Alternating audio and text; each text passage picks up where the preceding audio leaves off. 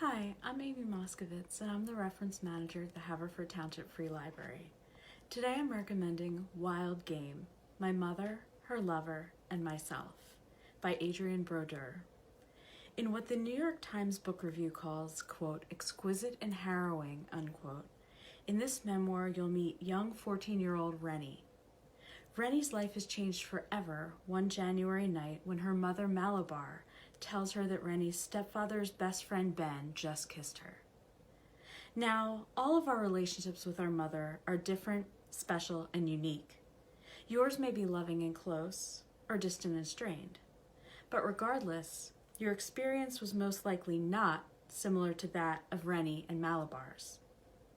Wild Game retells Adrienne's wild journey of being her mother's accomplice of sorts in a decades-long affair.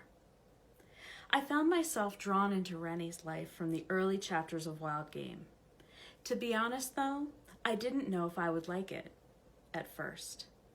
As you may know, I love nonfiction. But this book, from the description, sounded a bit like a soap opera. Listen. Quote, on a hot July night on Cape Cod when Adrienne was 14, her mother Malabar woke her at midnight with 5 simple words that would set the course of both their lives for years to come. Ben Souther just kissed me. Adrienne instantly became her mother's confidant and helpmate, blossoming in the sudden light of her attention, and from then on, Malabar came to rely on her daughter to help orchestrate what would become an epic affair with her husband's closest friend. The affair would have calamitous consequences for everyone involved, impacting Adrienne's life in profound ways, driving her into a precarious marriage of her own, and then into a deep depression. Only years later will she find the strength to embrace her life and her mother on her own terms, unquote. Based on the book's description, I could already see the movie, and I wasn't impressed. But there was something about this book. I was hooked from the start. If you've listened to some of my other recommendations this year, you know that I listen to a lot of audiobooks. I listened to Wild Game on audio as well. Although not read by the author, the reader is skilled and engaging.